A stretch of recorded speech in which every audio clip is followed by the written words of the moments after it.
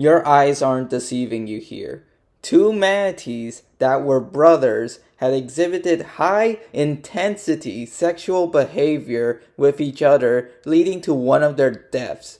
This happened a couple months ago on April 29th in, no surprise, Florida, land of the crazies. But my first guess would have been Alabama. Now you might be asking yourself, how does two blubber balls bashing into each other lead to them dying? Well, my friend, they're having a real rough go at it. A real tussle between brothers. And there is yanking, and there's chewing, and unfortunately, Hugh, the manatee who died, succumbed to a 14.5 centimeter rip inside their colon from the fisting given by their brother manatee, Buffett. According to the aquarium that the manatees were kept in, this is the first time such heightened mating behavior was observed between males. Something that you need to know about manatees is that they, like many other animals, will go into heat for some time to, have babies. It just so happened that Hugh and Buffett was feeling especially horny that day, and they wanted to try something new. But I guess something went awry when it ripped a goddamn 14.5 centimeter hole inside Hugh's colon. For my Americans, that's 5.7 inches of a gaping hole where blood would be spewing out of your colon. It would be like having a period, but for men. And instead of going out the front, it coming out the back end. Manatee breeding season usually lasts from March to September. So as of the time of release for this video, you'll still have about a month left to go see some hot manatee sex. I have to disclaim, however, that you cannot have sex with the manatees. I know some of you guys are freaks out there. Anyways, it's not uncommon for male manatees to have sex with other guys if there are no females around, turning the phrase bros before hoes into bros become hoes in your common mantelese. And I just want to ask, why weren't there more manatees around? From everything that I've read, these two brothers were essentially left with only each other and humans as company. Hugh and Buffett lived together for 27 years.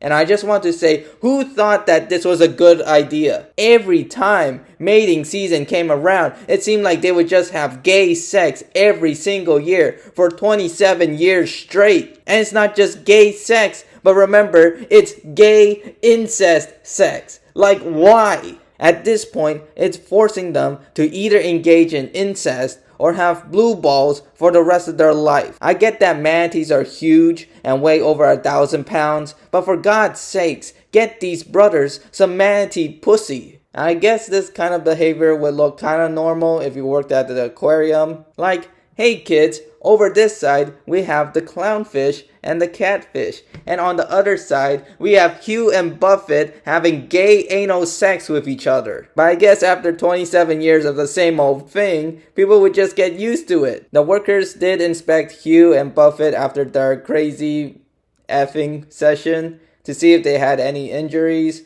and they did see a little blood coming out of Hugh, but other than that, Hugh is looking pretty fine. He wasn't listing or crunching, which is where they would lean towards one side, but eventually that huge hole in his ass would get him. Hugh and Buffett were just having one last go at it, and then Hugh just sank to the bottom and became unresponsive. Which in all honesty, isn't the worst way to go out. You had one last ass blast, a real ground pound, and with who other than your brother. You close your eyes, and as you feel the warm ass blood trickle out of you, and now you've entered eternal slumber. Nah, that's the ideal situation for Hugh. In all actuality though, Hugh probably felt like he had hemorrhoids and was like, Jesus Christ, Buffett, there's blood on your dick and you still won't stop? The world is becoming crazy. First the frogs are turning gay, and now the manatees are too. But seriously, this is a pretty messed up situation. Like making two sexually frustrated brothers be cooped up together for decades, forcing them to engage in activities like these without resolving the core issues. Like, why weren't they moved together to another facility that would have had more manatees for them to socialize with? At least then, if there were other male and female manatees around,